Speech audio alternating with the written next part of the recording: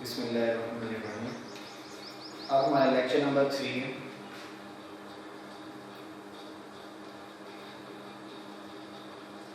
इसमें हमने लाइन के मुतालिक पढ़ना है। तो पहला टॉपिक है हमारा straight line in are cube या आर है। Straight line in R3। First कर लेते हैं ए और बी, कोई दो वेक्टर्स हैं आर क्यूब के अंदर। अब ए को हम कहेंगे बी के पैरेलल अगर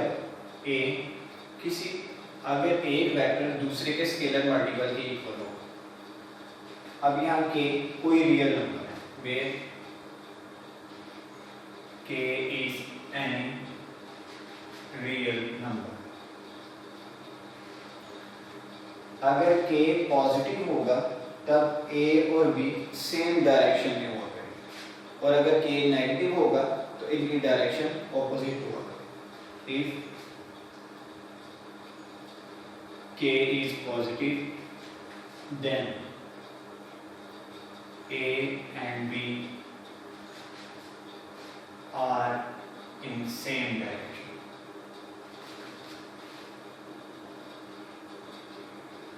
यहां पैरेलल भी कह सकते।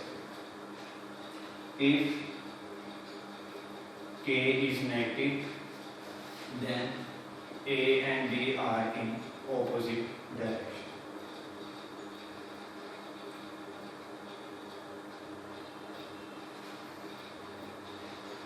ये बात आपने याद रखनी।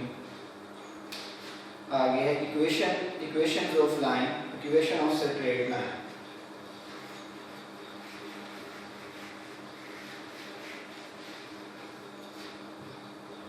Equations of a straight line.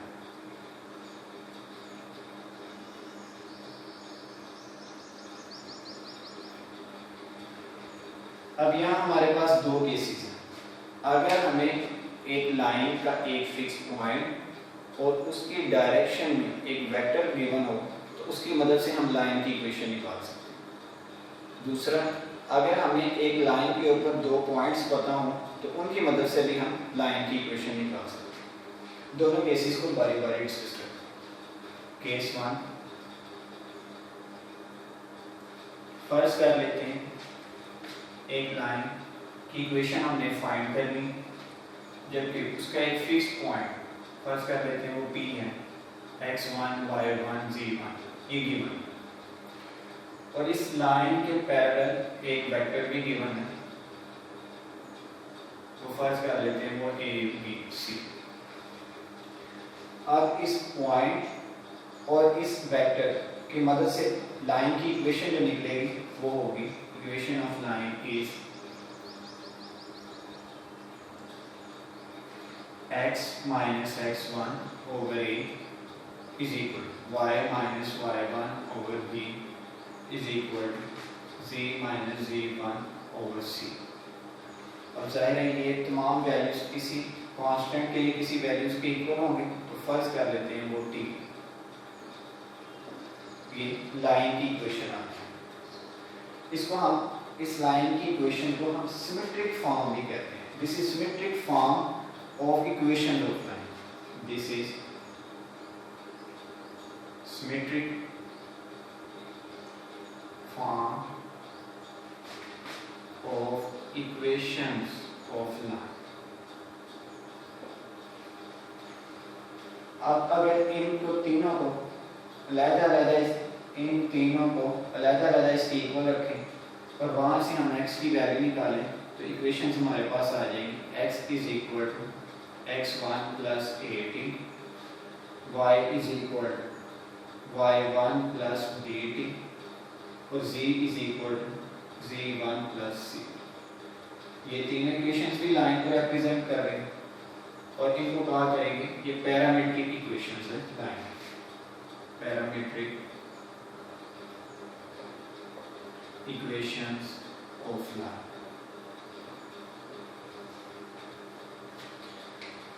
अब यहाँ ये जो d वेक्टर है जो के लाइन के पैरेलल है और इसकी डायरेक्शन को आइडेंटिफाई कर रहा है, इसको हम डायरेक्शन वेक्टर कहा है। here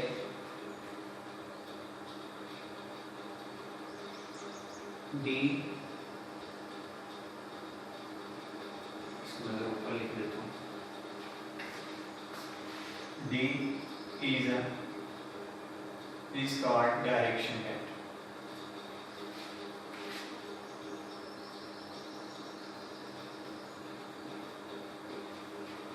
और इसके I, J, K कंपोनेंट्स यानी A, B, C को हम डायरेक्शन रेशियोज या डायरेक्शन नंबर्स कहते हैं। Y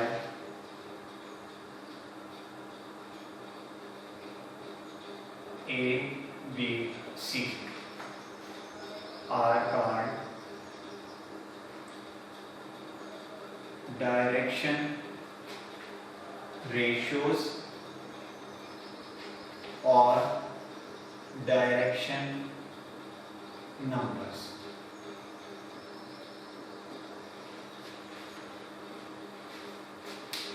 ये हमने लाइन की इक्वेशन को डिस्कस कर लिए जब उसका एक पॉइंट और उसके पैरेलल एक वेक्टर गिवन। अब केस को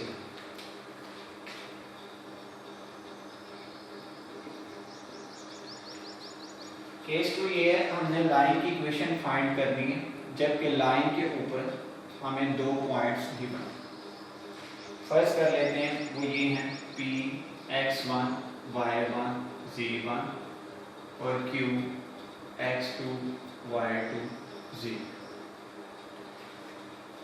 अब इन दो पॉइंट्स की मदद से अगर हम लाइन की इक्वेशन निकालना चाहें तो वो हमारे पास होगी x minus x1 over x2 minus x1 is equal to y minus y1 is equal over y2 minus y1, z minus z1 over z2 minus z1 is equal to t। इसको हम symmetric form कहेंगे equation. आप देखें P Q points का जो ये vector है ये बेसिकली किस लाइन की डायरेक्शन में बता रहा है। तो अगर यहाँ लाइन का डायरेक्शन वेक्टर क्या हुआ करेगा पी क्यू के इक्वल, और वो हम फाइंड कर सकते हैं x2 minus x1 y2 minus y1 और z2 माइनस z। जिस तरह इधर डायरेक्शन वेक्टर के I, J, K components divide हो रहे थे, इसी तरह यहाँ भी डिवाइड हो, ये सारा वैसे है। अच्छा, हम इसको इस तरह भी देख सकते हैं ताकि अगर हमें इसका डायरेक्शन वेक्टर अब पता है और इसका एक पॉइंट भी पता है तब लाइन की इक्वेशन निकालना चाहें तब इसकी इक्वेशन कैसे होगी। देखें equation of line through P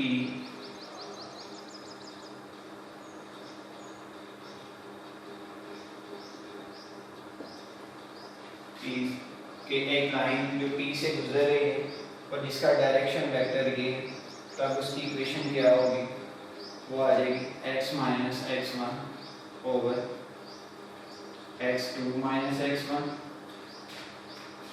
is equal to y minus y1 over y2 minus y1 z minus z1 over z2 minus z। यानी इसी इक्वेशन को हम इस तरह भी इस फॉर्म में अगर लिखना चाहें तब भी लिख सकते हैं। अब अगर हमें अब जाहिर है ये लाइन Q से भी तो पास कर रही है, अगर हम इस लाइन को इस तरह इक्वेशन इस तरह ड्राइव करना चाहें कि equation of line through Q is कि एक लाइन जो Q से पास कर रही है जिसका डायरेक्शन वेक्टर ये है, तो तब उसकी इक्वेशन ये बन जाएगी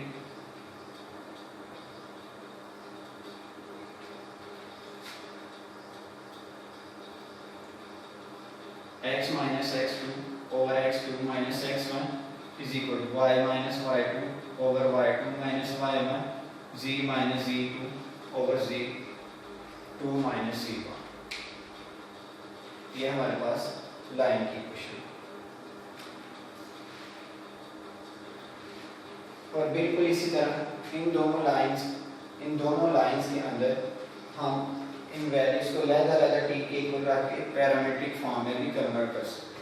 जैसे अगर मैं इसको करना चाहूँ तो ये आ जाएगा हमारे पास x is equal to x1 plus x2 minus x1 into T, y is equal to y1 plus y2 minus y1 into T, और z is equal to z1 plus z2 minus z1 into T. Similarly इस equation के भी parametric equations find की जा सकती हैं।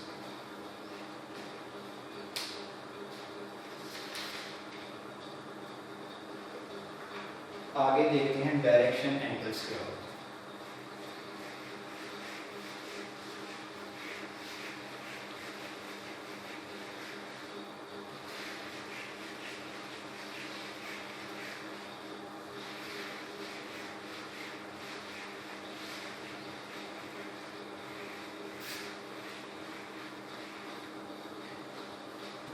Direction angles of a vector.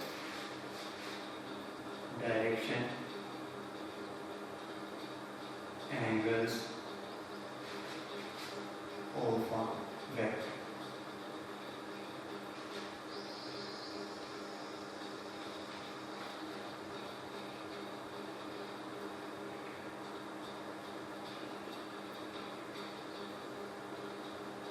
First कर लेते हैं, स्पेस में हमारे पास एक वेक्टर है OP,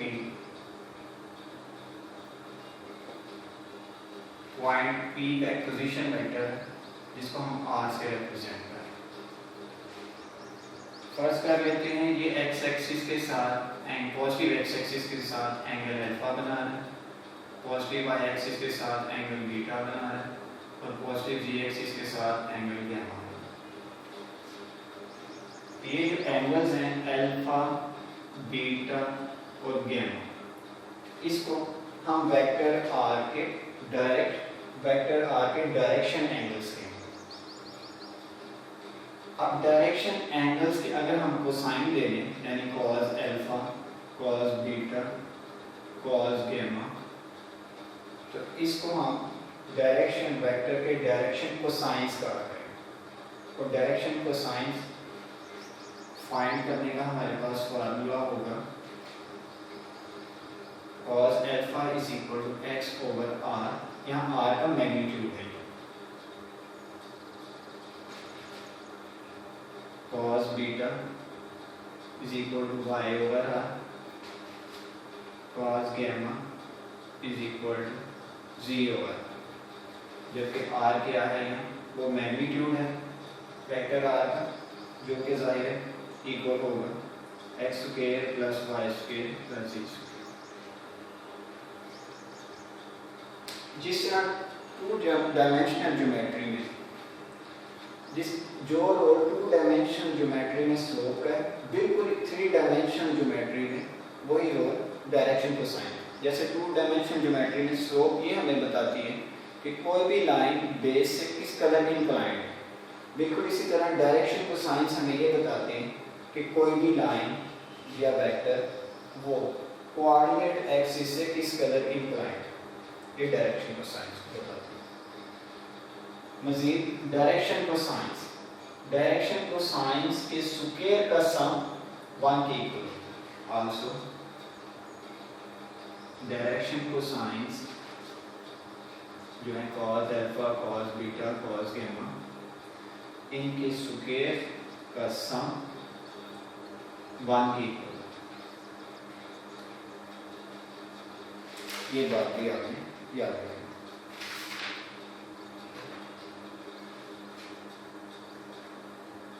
एक और चीज भी याद रखनी, आमतौर पर हम डायरेक्शन कोसाइंस को LMN से जाहिर करते हैं, यानी इसको L से जाहिर कर देते हैं, इसको M से और इसको M से।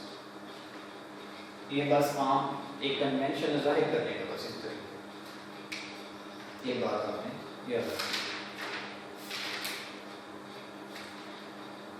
ठीक है, आज के लेक्चर पे इतना इंट्रोडक्शन काफ़ी होगा। अब हम एक्सरसाइज 8.2 पे आ जाए।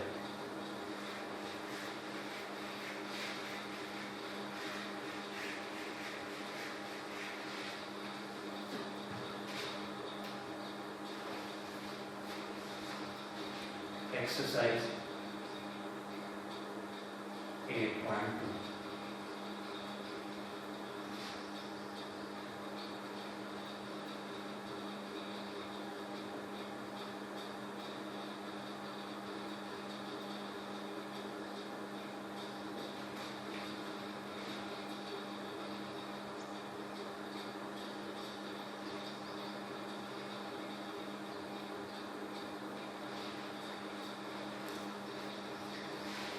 क्वेश्चन है हमारे पास कि each of problems 1 to 4 find the parametric equations, direction ratios, direction cosines, measures of the direction angles of the straight line through P and Q.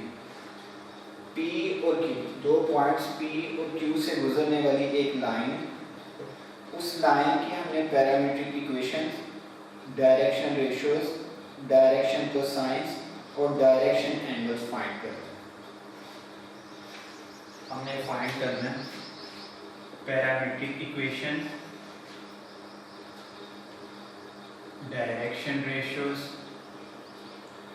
Direction cosines और डायरेक्शन एंगल्स, ये हमने find किया। अब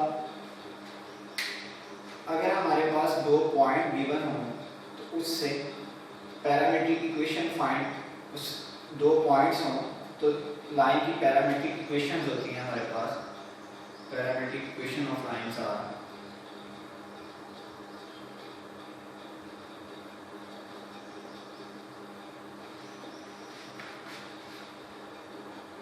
line through P and Q are वो होंगे x is equal to x1 plus x2 minus x1 into t, y is equal to y1 plus y2 minus y1 into t, z is equal to z1 plus z2 minus z1 into t। हम इसको इस तरह भी ले सकते हैं कि जाहिर है वो लाइन पॉइंट P से गुजर रही है, जैसे यहाँ हमने P पॉइंट को कंसीडर किया हुआ है, Q से भी तो गुजर रही है। अगर हम Q को कंसीडर करेंगे तो यहाँ x2, y2, z2 भी लिख सकते हैं, वो आपने खुद करें। अब यहाँ हम ये x1, y1, z1 कंसीडर कर लेते हैं, x2, y2, z2, तो हमारे पास यहाँ से आ जाएगा x is equal to 1 plus x2 minus x1, 5 minus 1, 4t, y is equal to y1 minus 2 plus y2 minus y1, minus 10 minus minus 2, ये minus 8 हो जाएगी। z1 0, z2 minus z1 तो 1t आ जाएगा, इसको खाली t, ये पैरामीट्रिक इक्वेशन का। Similarly ये उस लाइन की पैरामीट्रिक इक्वेशन है जो कि P से पास कर रही है, ठीक है। सिमिलरली अगर हम पैरामीट्रिक इक्वेशंस निकालना चाहते हैं जो Q से पास कर रही है तो आपने x1, y1, z1 की जगह सिर्फ x2, y2, z2 आ जाएगा, ये बाद में करके बता रहा हूँ, ये पैरामीट्रिक इक्वेशन। अब हमने डायरेक्शन रेशियोज निकालने। अब कोई लाइन के दो पॉइंट गिवन हो, जैसे P और Q गिवन है, तो P Q वेक्टर उस लाइन का डायरेक्शन वेक्टर होता है। तो यहाँ डायरेक्शन वेक्टर होता है हमारे पास डायरेक्शन वेक्टर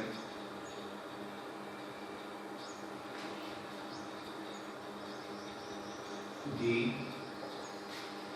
जो कि PQ के इक्वल,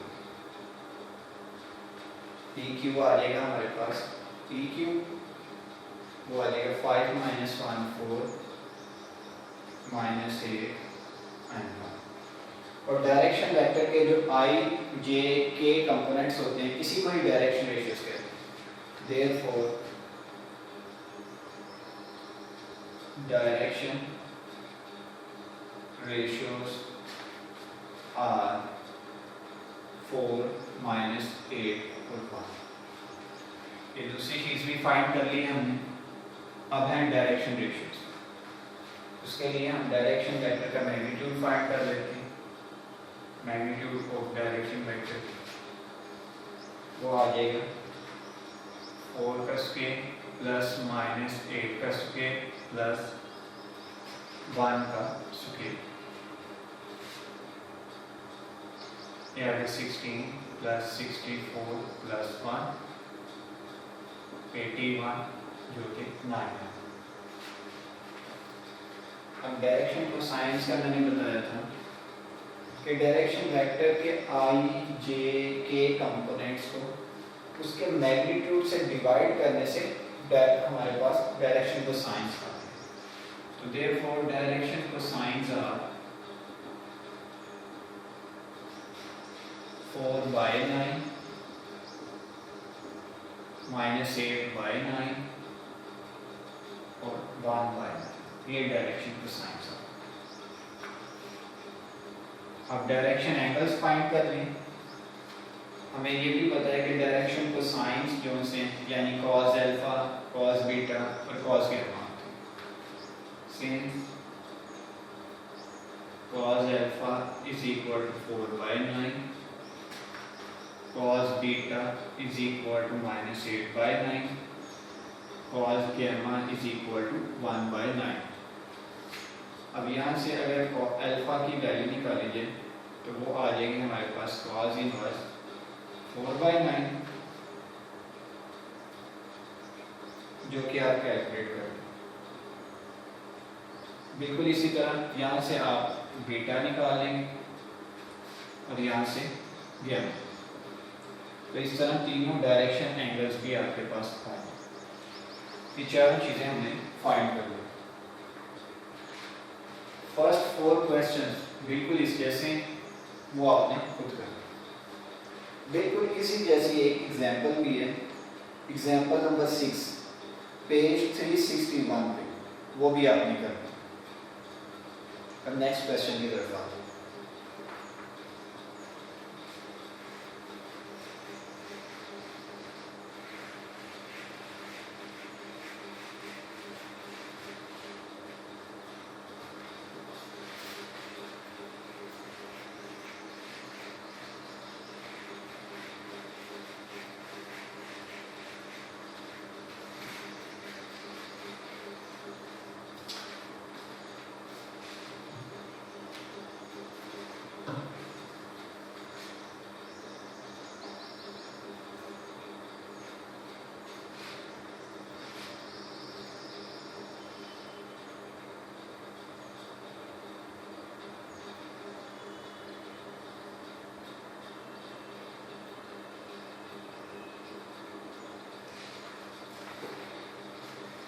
क्वेश्चन नंबर 5 है, find the direction cosines of coordinate axis. Coordinate axis मतलब एक्स एक्सिस, वाई एक्सिस और जी एक्सिस, इनके हमने डायरेक्शन कोसाइंस फाइंड करना है। सबसे पहले हम एक्स एक्सिस का डायरेक्शन कोसाइन फाइंड करते हैं। उसके लिए फर्ज कर लेते हैं कि कोई एक पॉइंट है, कोई आर्बिट्रेरी पॉइंट है एक्स एक्सिस के ऊपर। अब जाहिर है ऑन एक्स एक्सिस x की तो कोई वैल्यू होगी, फर्ज कर लेते हैं वो a, और ऑन एक्स एक्सिस y तो z कोऑर्डिनेट 0। इस तरह ये पॉइंट है। Let a be the point on x axis, be the arbitrary point,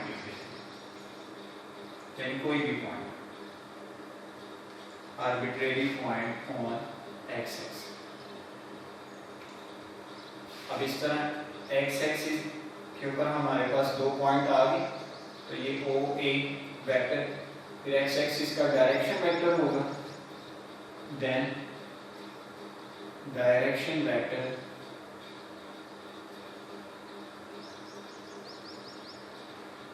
of x axis is D is equal to OA,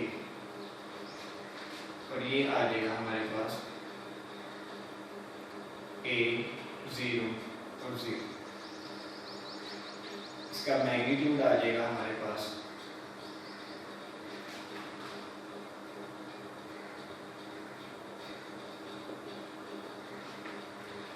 ये, देयरफॉर एक्स एक्सिस के direction को science आ जाएगी, therefore direction को science और एक्स एक्सिस आर वो होंगे direction vectors के आई जे के कंपोनेंट्स को उसके मैग्नीट्यूड पे डिवाइड करते जाएंगे तो डायरेक्शन को साइंस आ जाएगा। देयरफॉर डायरेक्शन को साइंस आ जाएंगे a over a 0 over a 0 over a जो कि आ जाएंगे 1 0 0।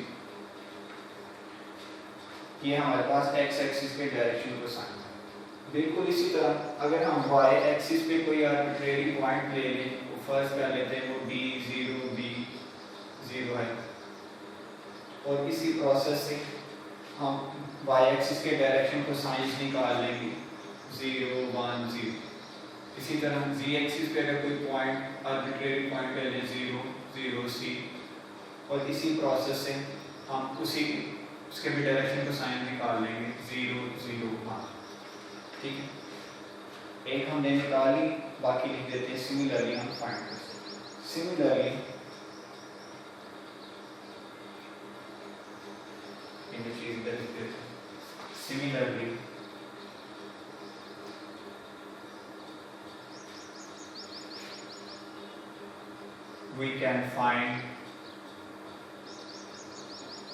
we find the direction cosines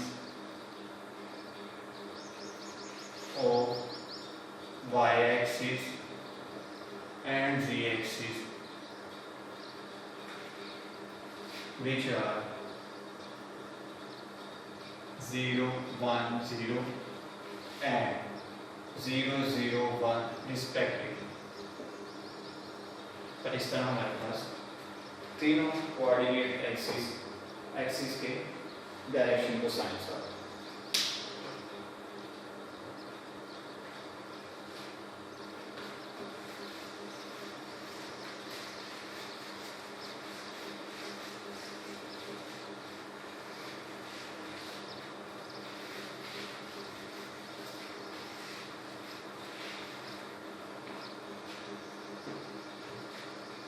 Next question number 6.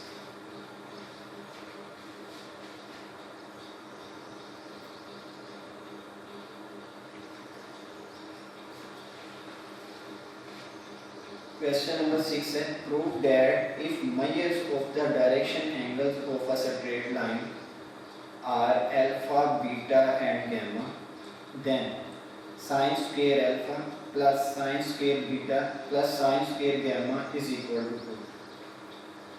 अगर अल्फा बीटा गैमा एक लाइन के डायरेक्शन एंगल्स हैं तो हमने साबित करना है कि sine square alpha plus sine square beta plus sine square gamma 2 के इक्वल है। As alpha beta and gamma are the direction angles of a line, और क्योंकि अल्फा बीटा गैमा एक लाइन के डायरेक्शन एंगल्स हैं, इसलिए cos square alpha plus cos square beta plus cos square gamma 1 के equal. ये बाद में इंट्रोडक्शन में बता। So cos square alpha plus cos square beta plus cos square gamma is equal to 1। Identity use कर लेते हैं, यहाँ आ जाएगा 1 minus sine square alpha 1 minus sine square beta 1 minus sine square gamma is equal to 1। ये हो जाएगा 3 और माइनस कॉमन ले लेते हैं इन तीनों में से, तो आ जाएगा sine square alpha plus sine square beta plus sine square gamma is equal to 1। इसको इधर ले जाते हैं और इसको इधर ले जाते हैं 1 को, तो ये आ जाएगा हमारे पास sine square alpha plus sine square beta plus sine square gamma is equal to 2 और ये रिक्वायर्ड।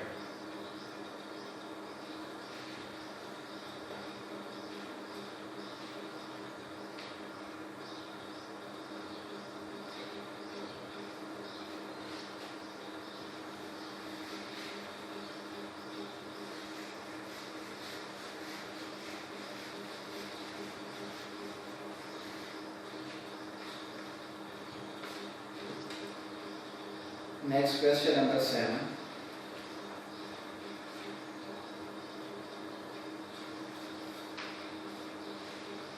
Question number 7 है if the measures of the two direction angles of a straight line are 45 and 60 degree, find the measure of the third direction angle। एक straight line के दो direction angles 45 degree और 60 degree हैं, तो तीसरा direction angle हमने find करना। Late कर लेते हैं कि ये 45 डिग्री और 60 डिग्री जो दो डायरेक्शन एंगल्स हैं, फर्स्ट कर लेते हैं ये अल्फा और ये बीटा, तो फिर तीसरा डायरेक्शन एंगल रह गया गामा, वो हमने फाइंड करना। अब हमें पता है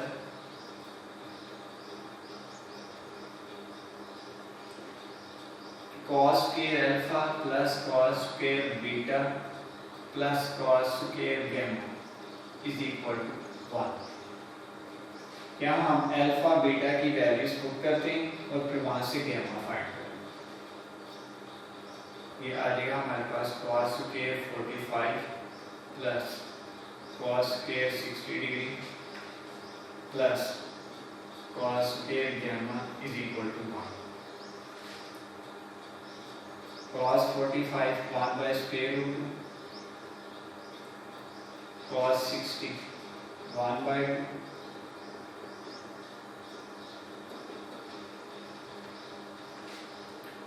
ये आ गया हमारे पास 1 by 2 plus 1 by 4 plus cos square gamma is equal to 1।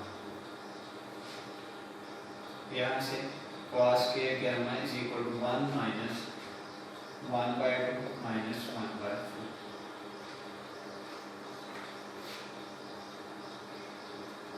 cos के gamma is equal to LCM ले लेते हैं, क्या देगा 4 minus 2 minus 1 by 4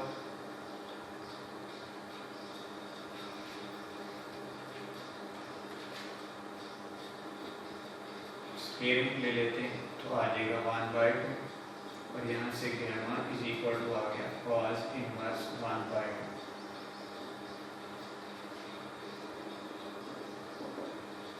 जो कि इक्वल होगा 60 डिग्री।